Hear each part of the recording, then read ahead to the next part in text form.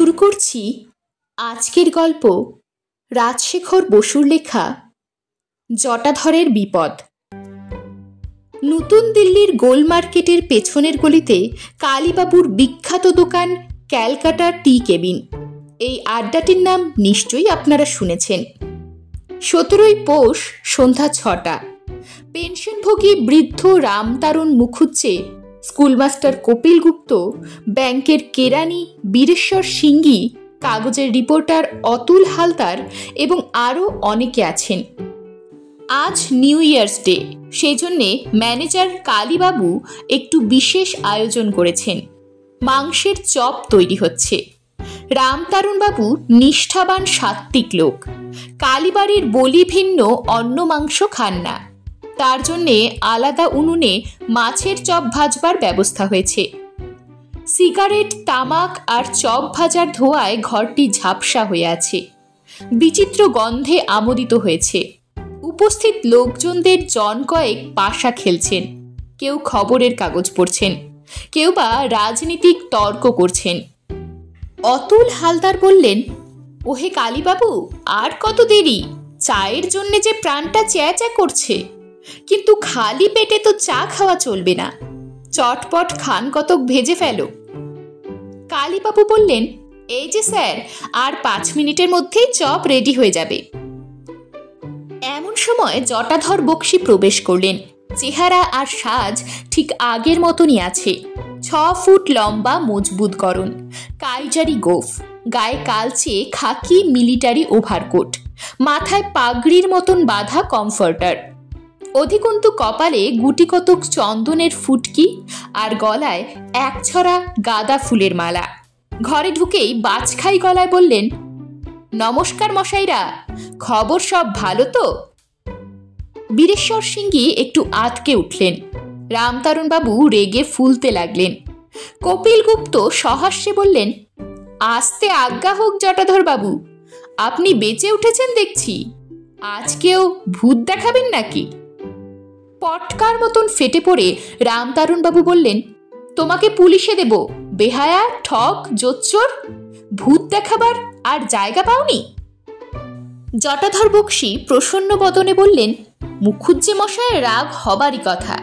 আমার রসিকতাটা একটু বেয়ারা রকমের হয়েছিল, তা মানছি। মরা মানুষ সেজে আপনাদের ভয় দেখিয়েছিলুম, সেটা ঠিক হয়নি, তার জন্যে সরি। মশাইরা যদি একটু ধৈর্য ধরে আমার কথা শোনেন তো বুঝবেন আমার কোনো কুমতলব ছিল না। রামতারণ মুখুজ্জে ক্রুদ্ধ বিড়ালের ন্যায় মৃদুমন্দ গর্জন করতে লাগলেন।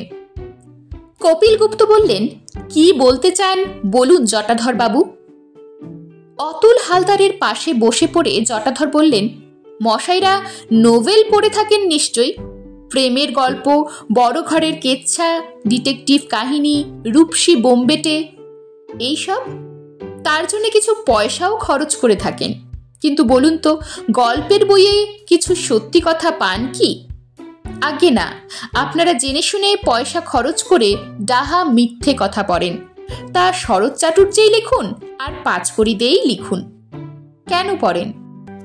মনে একটু ফুর্তি, একটু সুরসুরি, একটু টিপ্পুনি, একটু ধাক্কা লাগাবার জন্যে। গল্প হচ্ছে মনের ম্যাসাজ, চিত্তের ডলাই মলাই। পড়লে মেজাজ চাঙ্গা হয়। আমি কি এমন অন্যায় কাজটা করেছি মশাই? রামতারণবাবু প্রবীণ লোক, ওকে ভক্তি করি। ওর সামনে তো ছ্যাবলা প্রেমের কাহিনী বলতে পারি না। তাই নিজেই নায়ক সেজে একটি নির্দোষ পবিত্র ভূতের গল্প আপনাদের শুনিয়েছিলুম।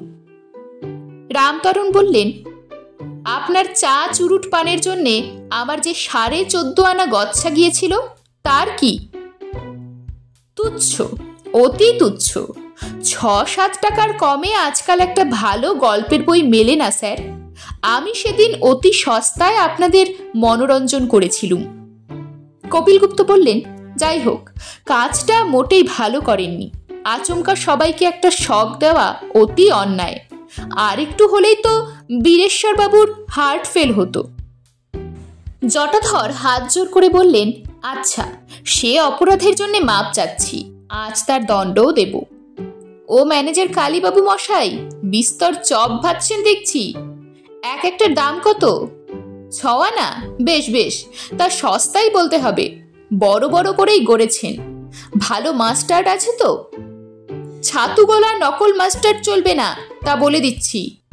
এই ঘরে 13 জন খাইয়ে রয়েছেন দেখছি। আমাকে আর কালীবাবুকে নিয়ে 15 জন। প্রত্যেকে যদি গড়ে 4খানা করে চপ খান, তাহলে 15 × 4 × 6 আনা, তাতে হয় 22.5 টাকা। তার সঙ্গে চা, কেক, পান, তামাক ইত্যাদিও ধরুন 12 টাকা। একুনে হলো 35 টাকা। থামুন, আমার পুঁজি কত আছে দেখি। জটাধর পকেট থেকে মানি ব্যাগ বের করলেন এবং নোট গিনতি করে বললেন, কুলিয়ে যাবে। আমার কাছে গোটা 50 টাকা আছে। কালীবাবু, আপনি কিছু বেশি করে মাল তৈরি করুন। এখন মশাইরা দয়া করে আমার সবিনয় নিবেদনটি শুনুন। আজ আপনারা সবাই আমার গেস্ট। আমার খরচে সবাই খাবেন। না না, কোনো আপত্তি শুনব না। আমার অনুরোধটি রাখতেই হবে, নইলে মনে শান্তি পাব না। কপিলগুপ্ত বললেন, ব্যাপার কি জটাধর বাবু, এত দিলদরিয়া হলেন কেন? জটাধরের মোটা গোফের নিচে একটি সলজ্জ হাসি ফুটে উঠল। ঘাড় চুলকে মাথা নিচু করে বললেন, আপনারা হলেন ঘরের লোক, আপনাদের বলতে বাধা কি? কি জানেন, আজ বড় আনন্দের দিন। আজ আমার শুভ বিবাহ।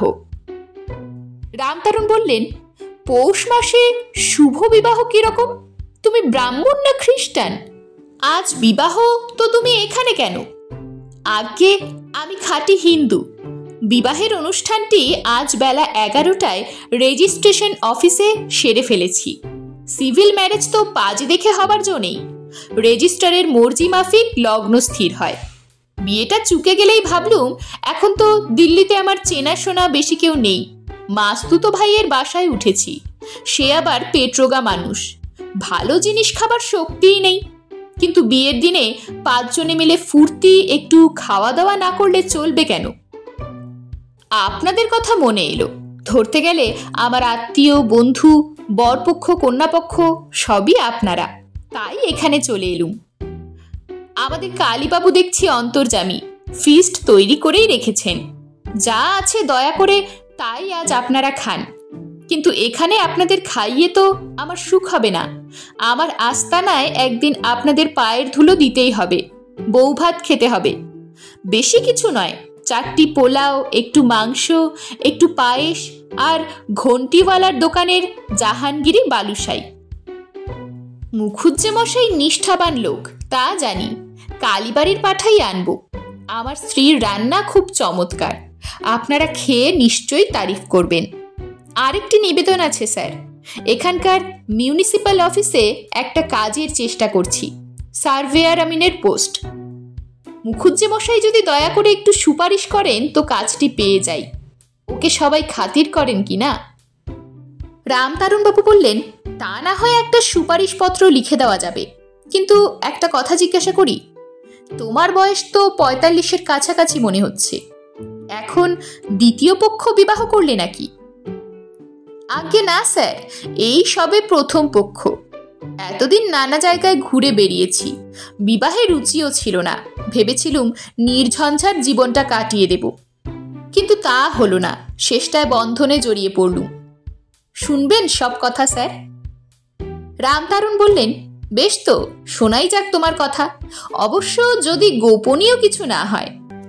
জটাধর জিভ কেটে বললেন, আমার জীবনে গোপনীয় কিছু নেই। এই জটাধর বক্সি আমুদে বটে, কিন্তু খাঁটি মানুষ, চরিত্রে কোনো কলঙ্ক পাবেন না। ও ম্যানেজার কালীবাবু, আপনি খাবার পরিবেশন করুন, খেতে খেতেই কথা হবে। শুনুন মশাইরা, যুদ্ধের সময় সত্যি আমি নর্থ বর্মায় মিলিটারিতে চাকরি করতুম। 42 সালের গোড়ায় যখন জাপানিরা রেঙ্গুনে বোমা ফেলতে লাগলো, তখন ইংরেজের ওপর আর ভরসা রইল না। প্রাণের ভয়ে আমরা সবাই পালালুম। টামু ইম্ফল রোড দিয়ে দলে দলে নানা জাতের মেয়ে, পুরুষ, ছেলে, বুড়ো চলল। রোগে আর অপঘাতে কত যে মারা গেল তার সংখ্যা নেই। কাগজে সেসব কথা আপনারা পড়েছেন। অনেক কষ্টে আমি যখন বর্মা বর্ডার পার হয়ে ইম্ফলে এলুম, তখন একটি মেয়ে আমার শরণাপন্ন হলো। বড় করুণ কাহিনী তার। অল্প বয়সে অনেক দুঃখ পেয়েছে। স্বামীর নাম বলহরি জোয়ারদার। রেঙ্গুনে তার মোটর মেরামতের কারখানা ছিল, ভালোই রোজগার করত। জাপানিরা তাকে জোর করে ধরে নিয়ে গেল। তাদের মোটর মেকানিকের বড় অভাব ছিল কিনা। যাবার সময় বলহরি তার বউকে বলল, অচলা, চললুম, এ জীবনে হয়তো আর দেখা হবে না। তুমি যেমন করে পারো পালাও, দেশে ফিরে যাবার চেষ্টা করো। অচলা কাঁদতে কাঁদতে একটি বাঙালি দলের সঙ্গে রওনা হলো। দলের সবাই একে একে মারা গেল, কলেরায়, টাইফয়েডে, বাঘের পেটে। অবশেষে অচলা আধমরা অবস্থায় মণিপুরে পৌঁছল। আমার স্বভাবটা কিরকম জানেন? লোকের দুঃখ দেখতে পারি না, বিশেষ করে মেয়ে ছেলের। অচলাকে বললুম, আমার সঙ্গেই চলো, আমি যদি বেঁচে থাকি তুমিও বাঁচবে। রামতারণ বাবু প্রশ্ন করলেন, অচলার মা বাপ কোথায় ছিল? হায় রে, তার আবার মা বাপ? তারা বহুকাল থেকে পেগু শহরে বাস করত। সেখানেই বলহরির সঙ্গে অচলার বিয়ে হয়। জাপানিরা এসে পড়লে অচলার মা বাপ, ভাই বোন কে কোথায় পালালো, বাঁচলো কি মরলো কেউ জানে না। তারপর শুনুন, অচলাকে নিয়ে তো কোনো গতিকে বিপদের গণ্ডি পেরিয়ে এলুম। তারপর মশাই 12 বছর নানান জায়গায় কাজ করেছি, ডিব্রুগড়ে, চাটগাঁয়ে, নোয়াখালীতে, রংপুরে, আরও অনেক স্থানে। কোনো চাকরি স্থায়ী নয়। থিতু হয়ে কোথাও বাস করতে পারিনি। অবশেষে ঘুরতে ঘুরতে এই দিল্লিতে এসে পড়েছি। স্থির করেছি আর নড়ব না, এখানেই একটা কাজ জুটিয়ে নেব। কাজের জোগাড়ও প্রায় হয়েছে। এখন মুখুজ্জে মশাই একটু দয়া করলেই পেয়ে যাব। রামতরণ বললেন, কন্ট্রাক্টর সেকেন্দার সিংকে আমি বলবো, তার ইনফ্লুয়েন্স আছে, সে তোমার জন্য চেষ্টা করবে। আচ্ছা, তুমি তো বহুকাল ভ্যাগাবান্ড হয়ে ঘুরছো, অচলা একদিন কোথায় ছিল? কোথায় আর থাকবে স্যার, আমার কাছেই ছিল। মেয়েটা বড় ভালো, রং তেমন ফর্সা নয়, কিন্তু মুখের খুব স্ত্রী আছে। প্রথম প্রথম বড় কান্নাকাটি করত, তারপর ক্রমশ সামলে উঠল। কিন্তু 2 মাস আগে দেখলুম আবার ঘ্যান ঘ্যানানি শুরু করেছে। জিজ্ঞাসা করলুম, কি হয়েছে অচলা? জবাব দিল, আমার মরণ হয় না কেন? আরে ব্যাপারটা কি খোলসা করেই বলো না। অচলা বলল, তোমার জন্যে কি আমাকে বিষ খেয়ে জলে ডুবে গলায় দড়ি দিয়ে মরতে হবে? ভালো জ্বালা। আরে আমার অপরাধটা কি? অচলা বলল, লোকে যে আমার বদনাম রটাচ্ছে তা শুনতে পাও না? আমি বললাম, কি মুশকিল, তা আমাকে করতে বলো কি? অচলা ফুপিয়ে ফুপিয়ে বলল, ও জটাই বাবু, তোমার কি বুদ্ধি শুদ্ধি কিচ্ছু নেই? কপিল গুপ্ত বললেন, তা অচলা কিছু অন্যায় বলেনি। জটাধর বললেন, না মশাই, অচলা কিছু অন্যায় বলেনি। আমারও বুদ্ধি শুদ্ধি বিলক্ষণ আছে। বিবাহের বন্ধনে জড়িয়ে পড়বার ইচ্ছে আমার মোটেই ছিল না, কিন্তু প্রজাপতি যখন নারীর রূপ ধরে পেছনে লাগেন, তবে তার নির্বন্ধ এড়ানো পুরুষের সাধ্য নয়। কে এক কবি লিখেছেন না, শারদ লতিকা কে ললিত ললনাকায়। বাজে কথা মশাই, ললনা হচ্ছে চীনে যোগ। ভেবে দেখলুম অচলাকে বিয়ে করে ফেলাই ভালো। তার স্বামী বলহরির কোনো পাত্তাই নেই, নিশ্চয়ই মরেছে। কিন্তু হিন্দু পদ্ধতিতে বিয়ে করায় বিস্তর ঝঞ্ঝাট, তাই সিভিল ম্যারেজই স্থির করলুম। রেজিস্ট্রার লালা হংসরাজ চোপড়া অতি ভালো লোক। বললেন, 12 বছর যখন কেটে গেছে তখন ভাবনার কিছু নেই, স্বচ্ছন্দে বিয়ে করো। তাই আজ বিয়ে করে ফেললুম। রামতারণ বাবু বললেন, কিন্তু একটা কর্তব্য যে বাকি রয়ে গেল, পূর্বের স্বামীর শ্রাদ্ধ করা উচিত ছিল।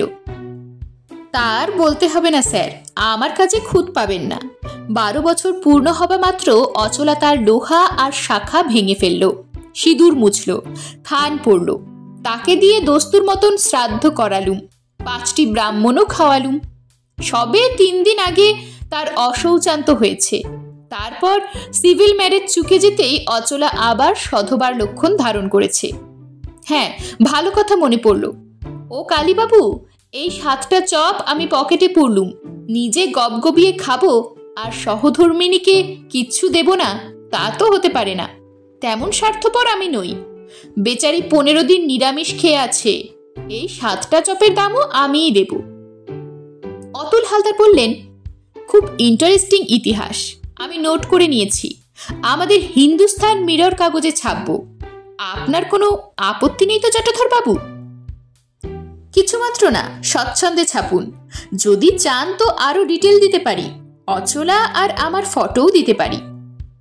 এই সময় একটি লোক টি ক্যাবিনের দরজার কাছে এসে ভাঙা গলায় বলল, জটাধর বক্সী এখানে আছে? আগন্তুক লোকটি রোগা, বেটে, পরনে ময়লা খাকি প্যান্ট, নীল জার্সি, তার উপর মোটা পট্টুর বুক খোলা কোট, হাতে একটা বড় রেঞ্জ। তার প্রশ্নের উত্তরে জটাধর বললেন, আমি জটাধর বক্সী। আপনি কে মশাই? তোমার জম। এই কথা বলেই লোকটি ঘরে এসে খপ করে জটাধরের হাত ধরল। রামতারণ বললেন, কে হে তুমি? এখানে এসে হামলা করছো? জানো এ হলো ট্রেসপাস, ক্রিমিনাল কেস। নাম কি তোমার? আমার নাম বলহরি জোয়ারদার। আপনাদের কিছু বলছি না মশাই, আমার দরকার এই জটাধরের সঙ্গে। রামতারণ বললেন, অবাক কাণ্ড! তুমি অচলার ভূতপূর্ব স্বামী নাকি? শুধু ভূতপূর্ব নয় মশাই, দস্তুর মতন জলজ্যান্ত বর্তমান স্বামী, ভবিষ্যতেও স্বামী। এই পাজি জোটেকে যদি জেলে না পাঠাই তো আমার নাম বলহরি জোয়ারদার নয়। রামতারণ বললেন, আচ্ছা ফ্যাসাদ, কি হে জটাধর, এখন করবে কি? জটাধর করুণ স্বরে বললেন, আমার সর্বনাশ হবে স্যার, আপনি একটা ফয়সালা করুন। এই বলে জটাধর রামতারণের পা ধরলেন। রামতারণ বললেন, স্থির হও জটাধর, এইসব ব্যাপারে মাথা ঠান্ডা রাখা দরকার। মীমাংসা তো অচলার হাতে। সে যদি বলে এই লোকটি তার স্বামী, তবে আর কথা নেই, তোমাকে তাই মেনে নিতে হবে। ও জোয়ারদার মশাই, আপনি অচলার সঙ্গে দেখা করেছেন? তার আপনাকে বলতে হবে না, তার কাছ থেকেই তো আসছি। আমাকে দেখে সে বেদম কান্না শুরু করেছে। আমি ধমক দিতে বলল, জটাই বাবুকে ডেকে আনো, তার অমতে কিছু করতে পারবো না। জটাই যেন তার গুরু ঠাকুর। রামতারণ বললেন, ব্যাপারটা বিশ্রী রকম জটিল হলো দেখছি। অচলা যদি জটাধরের কাছেই থাকতে চায় আর বলহরি তাতে রাজি না হয়, তবে তো মহা ফ্যাসাদ, আদালতের ব্যাপার। কিন্তু বেআইনি কাজ তো কিছুই হয়নি। নষ্টে মৃতে প্রব্রাজতে একটা শাস্ত্রবচন আছে না? 12 বছর কেটে গেলে রীতিমতো শ্রাদ্ধ শান্তির পরে অচলার পুনর্বিবাহ হয়। এক্ষেত্রে ভূতপূর্ব স্বামীর ফিরে আসাই অন্যায়। কপিলগুপ্ত বললেন, এখন আর্ডেনের মতন মানে সরে পড়াই উচিত ছিল।